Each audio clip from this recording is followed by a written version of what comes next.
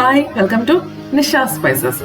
നല്ലൊരു ഫ്രോസ്റ്റിംഗ് കേക്കിനെക്കാട്ടിലും സൂപ്പർ ടേസ്റ്റിലുള്ള ഒരു പൈനാപ്പിൾ പുഡിംഗ് ആണ് ഇന്നത്തെ റെസിപ്പി. നിങ്ങൾക്ക് ഒരു പ്രാവശ്യം ഉണ്ടാക്കി നോക്കിയാൽ ഡെഫിനറ്റ് ആയിട്ടും ഇഷ്ടപ്പെടും. നമുക്കപ്പോൾ എങ്ങനെയാണെന്ന് കാണാം. ഇത് ഏകദേശം ഒരു പൈനാപ്പിളിൻ്റെ പകുതിയുണ്ട്.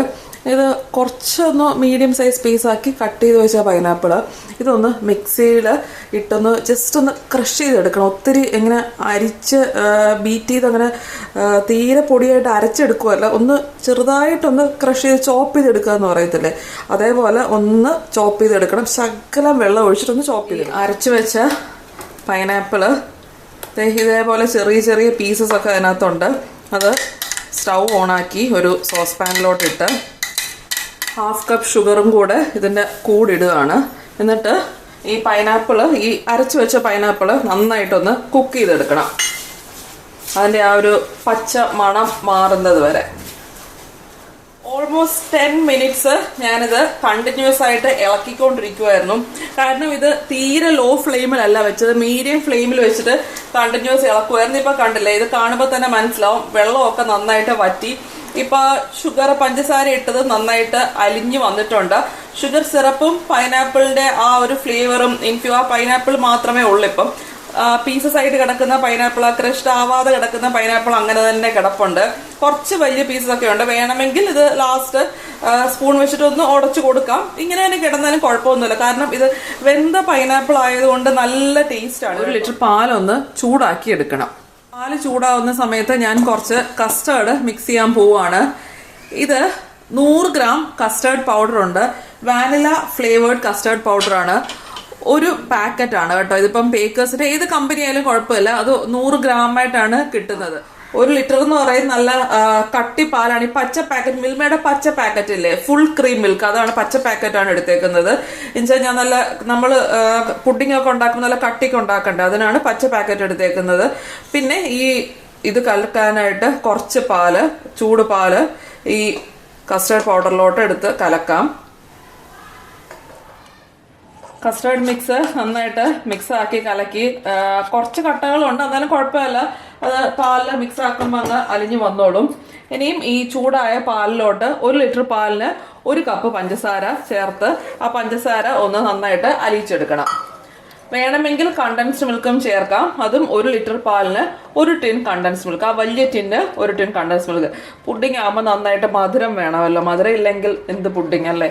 ഫ്ലെയിം സിമ്മിലാക്കിയിട്ട് ആ കോൺഫ്ലവർ മിക്സ് ഈ പാലിലോട്ട് പതുക്കെ ഇളക്കിക്കൊണ്ട് ചേർക്കണം. അത് കഴിഞ്ഞിട്ട് കണ്ടിന്യൂസ് ആയിട്ട് ഇളക്കിക്കൊണ്ടിരിക്കുക.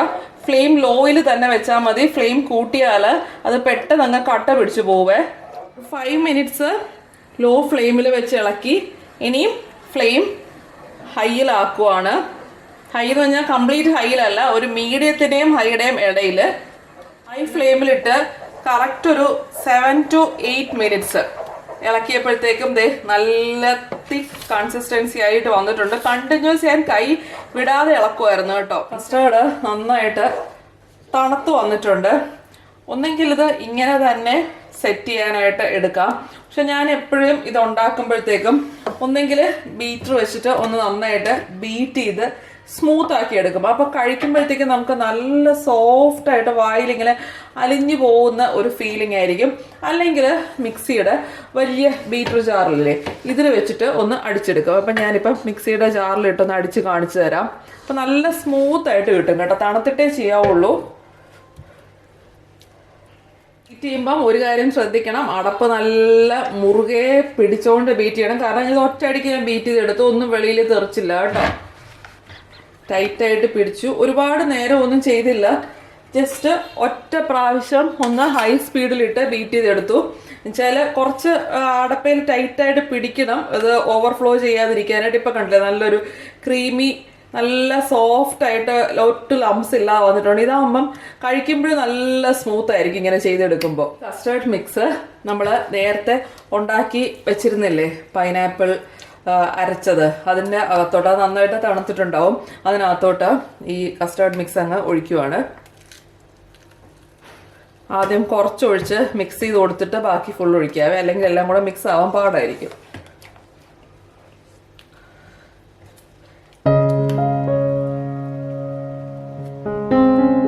ഈ കസ്റ്റേർഡ് കസ്റ്റേർഡ് മിക്സും ഈ പൈനാപ്പിൾ മിക്സറും കൂടെ നന്നായിട്ട് യോജിപ്പിച്ചെടുക്കണം. ഇതിൻ്റെ കൂട്ടത്തിൽ 1 ടീസ്പൂൺ പൈനാപ്പിൾ എസൻസും കൂടെ ചേർക്കണം. അത് ഓപ്ഷനിലാണ്, ഉണ്ടെങ്കിൽ ചേർക്കുക കേട്ടോ. ഉണ്ടെങ്കിൽ ടേസ്റ്റ് ആയിരിക്കും. ആ നല്ലൊരു പൈനാപ്പിളിൻ്റെ ഫ്ലേവർ കുറച്ചുകൂടെ നന്നായിട്ട് കിട്ടും. ഇനിയും പുഡിംഗ് സെറ്റ് ചെയ്യാനായിട്ട് ഞാനൊരു ഗ്ലാസ് ഡിഷ് എടുത്തിട്ടുണ്ട്. ഏതെങ്കിലും ഒരു പാത്രം എടുത്താൽ മതി. ഇങ്ങനത്തെ ഒരു സ്ക്വയർ പാത്രമോ അല്ലെങ്കിൽ വട്ടത്തിലുള്ള ഒരു കുറച്ച് വലിയൊരു പരന്ന പാത്രം എടുക്കുന്നതായിരിക്കും നല്ലത്. ഇതിൻ്റെ അടിയിലത്തെ ലെയറിൽ ഒരു നോർമൽ ടീ കേക്കില്ലേ, സാധാരണ വാനില കേക്ക്, അങ്ങനത്തെ ഒരു കേക്ക് വെച്ചിട്ടാണ് നമ്മൾ ലെയർ ചെയ്യുന്നത്, ബോട്ടം ലെയർ. അതിനായിട്ട് ഞാനിവിടെ എടുത്തേക്കുന്നത് ഇതിപ്പം പൈനാപ്പിൾ കേക്കാണ്. കഴിഞ്ഞ വീഡിയോ കണ്ടിട്ടുള്ളവർക്കറിയാം, പൈനാപ്പിൾ അപ്സൈഡ് ഡൗൺ കേക്ക് ഞാൻ ഉണ്ടാക്കിയായിരുന്നു. അപ്പം അത് ഈ പുഡിങ്ങിന് എടുക്കുകയാണെങ്കിൽ നല്ലതായിരിക്കും. കാരണം പൈനാപ്പിൾ പുഡിങ് വരുമ്പോഴത്തേക്കും ആ പൈനാപ്പിൾ കേക്ക് വരുമ്പോഴത്തേക്കും നല്ല ടേസ്റ്റ് ആയിരിക്കും.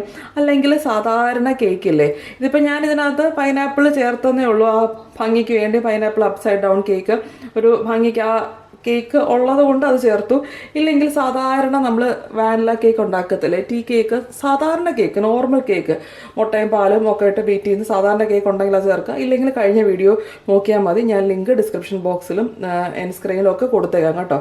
സാധാരണ നിങ്ങൾ വീട്ടിലുണ്ടാക്കുന്ന കേക്ക്. അപ്പം അത് ഞാനൊരു സ്ക്വയർ കേക്കാണ് ഉണ്ടാക്കിയത്. ഇത് തിൻ സ്ലൈസായിട്ട് മുറിച്ചിട്ട് അടിയിൽ എല്ലാം ലെയർ ചെയ്ത് കൊടുക്കുക. അതിനാണ് ഇങ്ങനെ സ്ക്വയർ പീസായിട്ട് മുറിച്ചുകൊണ്ടാണ് ഞാൻ ഇങ്ങനത്തെ ഒരു സ്ക്വയർ ഡിഷ് എടുത്തത് കേട്ടോ. നിങ്ങൾ റൗണ്ട് കേക്ക് ആണെങ്കിൽ റൗണ്ട് പാത്രം എടുത്താൽ, ഒരു സ്റ്റീൽ ഡപ്പ എടുത്താൽ ഏതായാലും കുഴപ്പമൊന്നുമില്ല. കസ്റ്റേർഡ് മിക്സ് മുകളിൽ ഒഴിച്ചു കൊടുക്കണം.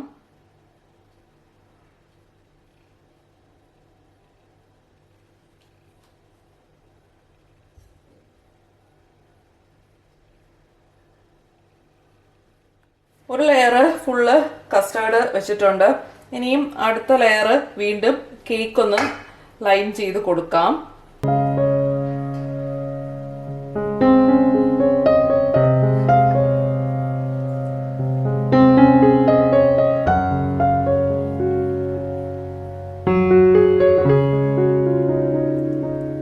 വീണ്ടും മുകളില് കസ്റ്റേർഡ് ഒഴിക്കുവാണേ.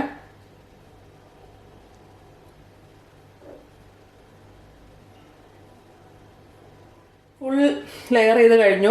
മുകളിൽ കുറച്ച് ചെറി വെച്ചിട്ട് ഗാർണിഷ് ചെയ്യാം. ചുമ്മാ ഒരു സ്മൈലി ഫേസ് ഉണ്ടാക്കാൻ ശ്രമിച്ചാണ്. പക്ഷെ എനിക്ക് മാത്രമേ സ്മൈലി ആയിട്ട് തോന്നുന്നുള്ളൂ എന്നറിയില്ല. കുഴപ്പമില്ല. ഇതിനെയും സെറ്റ് ചെയ്യാനായിട്ട് ഫ്രിഡ്ജിൽ വെക്കുക. ഓവർനൈറ്റ് സെറ്റ് ചെയ്യുകയാണെങ്കിൽ നല്ലത്. ഞാൻ നാളെ ഉച്ചക്കത്തേക്ക് ഇന്ന് രാത്രിയിലേ ഉണ്ടാക്കി വെക്കുകയാണ്. ഒരു 6 hours മിനിമം സെറ്റ് ചെയ്യാൻ വെക്കണം കേട്ടോ. ചെറിയ ഡിഷിനകത്ത് വെച്ചിരുന്നതാണ് കേട്ടോ.